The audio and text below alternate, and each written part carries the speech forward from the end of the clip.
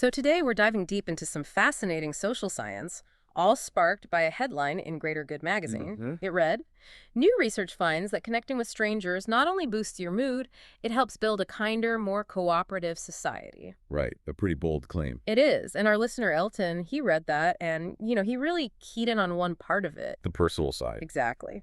He asked, "I have no doubt that connecting with strangers helps build a kinder society, but what's with the bit about it boosting one's own mood?" And that is the perfect question. That's our whole mission for this deep dive, to find the actual evidence, the repeatable research that shows why these small, fleeting interactions are um, so powerful for your own personal well-being. Okay, so let's get right into it. The core finding here seems to be that we make a fundamental mistake about how our brains work in public. A massive one. Hmm. There's this huge disconnect between what we expect from talking to a stranger and what really happens. And the field experiments on this are pretty compelling. They're fantastic. Researchers went out with commuters on trains in Chicago and London, bus riders too, Huh. and they gave them a simple instruction.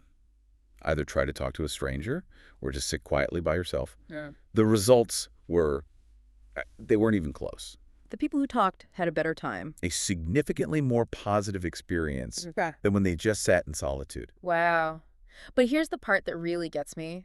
When they asked another group to predict how they'd feel, They got it completely and backward. you thought the solitude would be more pleasant. Exactly. It's a total miscalculation of what we actually need psychologically. So it shows how deeply we're wired for this stuff. We really are. And it's not just a momentary high. Oh. Other studies found that the quality of your small interactions with strangers and acquaintances, it predicted feelings of belonging and loneliness just as strongly as the quality of your relationships with close friends and family. Hold on. So a 5-minute chat with the person next to me on the bus gives me the same kind of psychological lift In that moment, for that feeling of belonging, yes, the data is clear.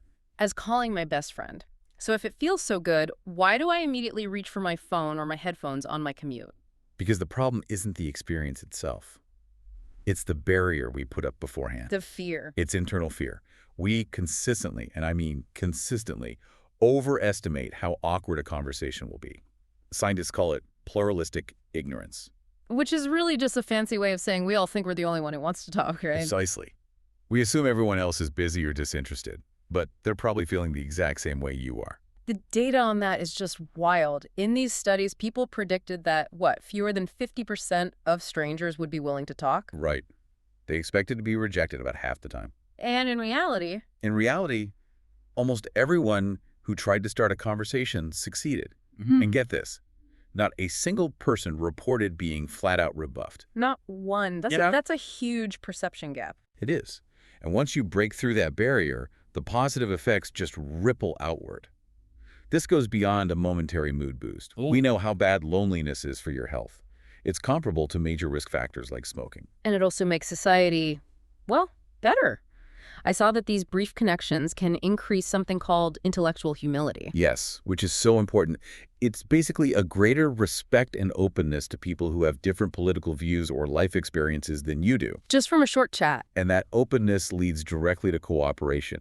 There were these lab games where people had a brief, 4-minute chat before playing an economic game. Okay. Just forming a quick impression of their partner, thinking they were a bit more extroverted, made them significantly more willing to cooperate and share resources in the game that followed. So the good mood literally made them kinder. It did. The connection primed them for cooperation. So wrapping this all up, what's the takeaway? The benefit is real, it's contagious, and it even works for people who think of themselves as introverts. Right. It seems like avoiding these small connections is a form of self-sabotage, really. Which raises a pretty deep question. I think so. If this desire for connection is a basic biological need, maybe the biggest risk to your well-being isn't the awkwardness of saying hello to a stranger. But the belief that they don't want to talk to you in the first place. Exactly. That's a powerful thought. So next time you're stuck in a line or on your commute, just remember, maybe the easiest way to boost your own well-being is to leave the phone in your pocket and just choose connection.